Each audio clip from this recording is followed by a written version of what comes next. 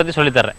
ஊட்டமிட்டு தொழு உரம் எப்படின்னா, நம்மகிட்ட இருக்கக்கூடிய பொருட்கள், நம்ம சாணி எடுக்கிறோம், அந்த சாணியை கொண்டு எங்கேயாவது ஒரு ரோட்டோரத்தில் கொட்டுறோம், இல்லாட்டி வயலில் கொண்டு ரோட்டோரத்தில் கொட்டுறோம், அது காஞ்சி போகுது. அந்த மாதிரி காஞ்சி போன சாணி போடுறதுனால ஒன்றும் பிரயோஜனம் இல்லை.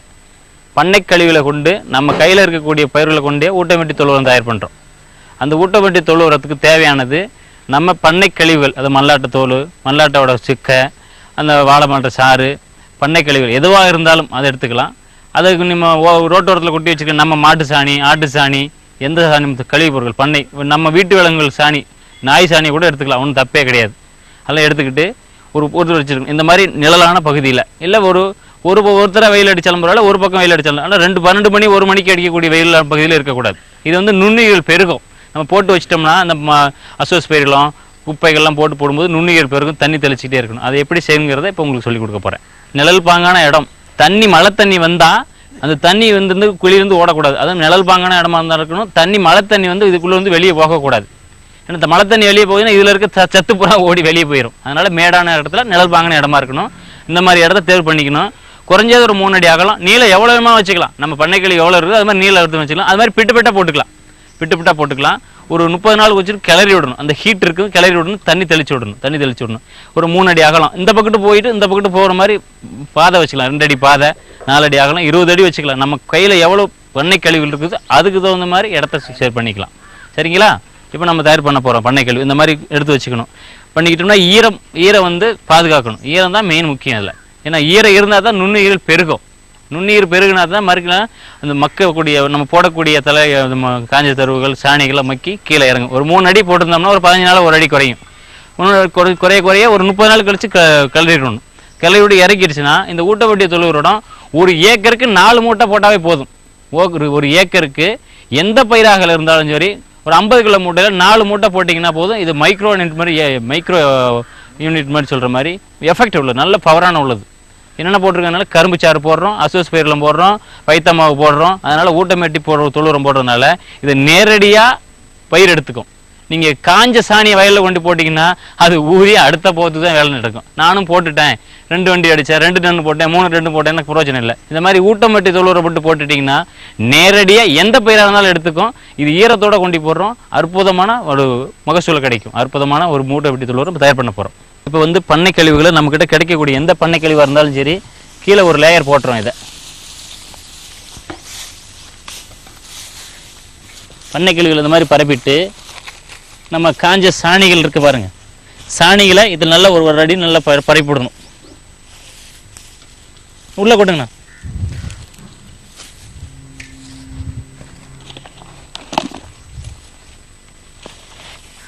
பண்ணை கழிவுகளை நல்ல ஒரு லேயர் 1 அடி மொத்த அளவுக்கு போடணும். உள்ள கொட்டுங்க. நல்லா 1 அடி மொத்த அளவுக்கு நல்லா கொட்டணும்.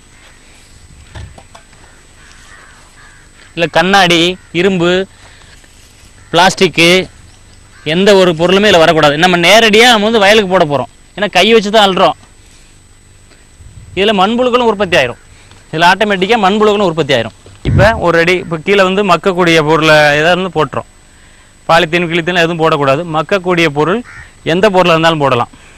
சோளத்தட்டை, மல்லாட்டை பயிர், எள்ளுச்சக்கை கூட போடலாம், ஒன்றும் தப்பு இல்லை. 1 அடி போடலாம். போட்டு முதல்ல சாணி கரைசல் மேலே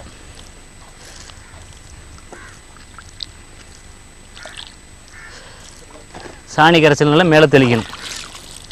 ஃபஸ்ட்டு சாணி கரைசல் தெளிச்சுட்டு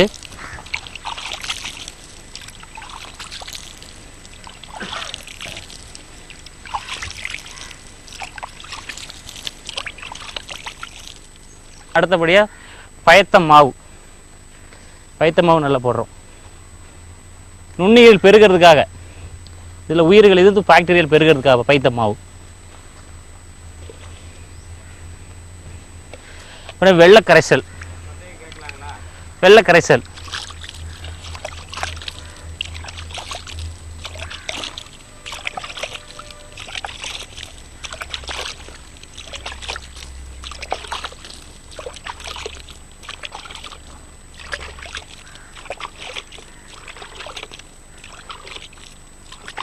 கண்ணாடி, பிளாஸ்டிக்கு, இரும்பு எதுவுமே இருக்கக்கூடாது. நம்ம கை வச்சு கால் வச்சு தான் செய்ய போகிறோம். அடுத்தாப்புல இன்னொரு லேயர் நம்ம குப்பையை நம்மக்கிட்ட இருக்கக்கூடிய குப்பையை இன்னொரு லேயர் மேலே போடுறோம்.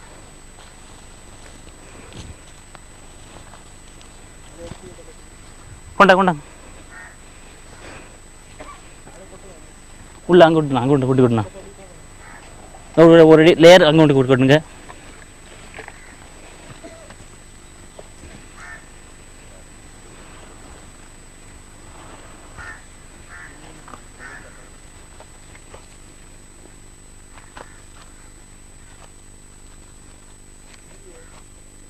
கொட்டி டக்குன்னு கொட்டுங்க.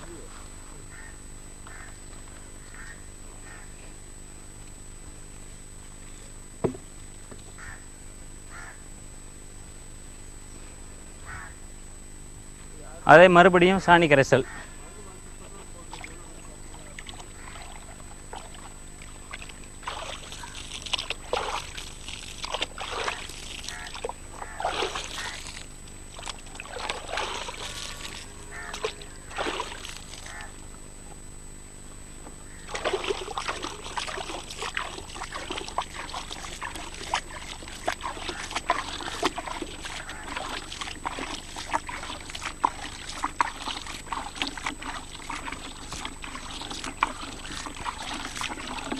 சாணி கரைசல் நல்லா கீழே இருக்கிற நம்ம எப்படி முன்னாடியே தெளிச்சோமோ அதே மாதிரி நல்லா நனைகிற அளவு சாணி கரைசல் தெளிக்கணும். ஈரம் காயக்கூடாது. சாணி கரைசல் நல்லா தெளிக்கணும். ஈரப்பதம் அற்புதமாக இருக்கணும். அடுத்தாப்புல வெள்ளை கரைசல். வெள்ளை கரைசல் ஏன் தெளிக்கிறோம்னா நுண்ணுயிர்கள் பெருக்கும். இது ஈரப்பதத்தில் இருக்கிறனால நுண்ணுயிர்கள் பெருக்கும். இதில் இருக்க மண்புழுக்கெல்லாம் ஆட்டோமேட்டிக்காக நல்லா உயிர் வாழும். மண்புழு மேலே கீழே போயிட்டு வரதுனால சீக்கிரம் மக்கும். இதை மாதிரி இன்னும் ஒரு லேயர் கூட போட்டுக்கலாம். நம்மக்கிட்ட குப்பை இருக்கிறதுக்குன்னு போட்டுக்கிட்டோம்னா சீக்கிரமாக நுண்ணுயிர்கள் பெருக்கி கீழே இறங்கும். இதை நம்ம குழி பறிச்சிருக்கிறோம்.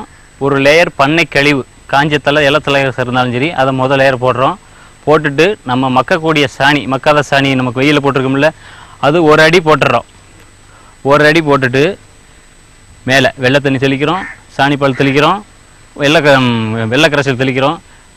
அசோஸ்பேரில் இருந்தாலும் தெளிக்கலாம், அசோஸ்பேரில் இல்லாட்டியும் நம்ம பஞ்சகாவை தெளிக்கலாம். தெளிச்சிட்டிங்கன்னா நுண்ணுயிர் பெருகும். அடுத்தாப்பில் ஒரு லேயர் மேலே போடுறோம், மக்கக்கூடிய குப்பையை மேலே போடுறோம். அதே மாதிரி பழைய தெளிச்ச மாதிரியே வெள்ளை கரைசல் தெளிக்கிறோம், சாணி கரைசல் தெளிக்கிறோம், அசோஸ்பேரில் தெளிக்கிறோம், பைத்தம்மாவை தெளிக்கிறோம். தெளிச்சுட்டு ஈரப்பதம் அப்படியே இருக்கணும். இன்னொரு லேயர் மேலே போடலாம். இது பார்த்தீங்கன்னா அந்த ஜல்லிக்கல் முட்டில் மாதிரி இருக்கிற மாதிரி இருக்கணும். நம்ம நெல் தூத்திரமில்ல துள்ளி அந்த மாதிரி அளவில் இருந்தால் தான் வெயில் நேரடியாக படாது. இதை பாதுகாத்துட்டோம்னா மேலே கோணி சாக்கு போடலாம், இல்லை பண்ணை கழிவுகளை போட்டு தெளிக்கலாம். சாயந்தரம் இல்லை காலையில் ஒரு வேளை தண்ணி தெளிக்கணும். டெய்லி தண்ணி தெளிச்சிங்கன்னா 30 நாளுக்கு ஒரு காலை தெளித்து ஒரு அந்த பெருக்கி விடணும். பார்த்தீங்கன்னா ஹீட்டாக இருக்கும். ஏன்னா நம்ம வெயிலில் கொண்டு வந்தால் நாங்கள் போட்டுறோம். ஹீட்டாக இருக்கும். ஹீட்டாக இருக்குது போட்டுட்டிங்கன்னா அப்புறம் ஒன்றும் பண்ண வேண்டியதில்லை. அப்புறம் மறுபடியும் தண்ணி மட்டும் தெளிச்சா போதும். அடுத்த 30 நாள் 60 நாள் எடுத்து வயலுக்கு அப்ளை பண்ணிக்கலாம். அற்புதமான ஊட்டமிட்டு இயற்கை உரம். இது அற்புதமான ஊட்டமிட்டு இயற்கை உரம்.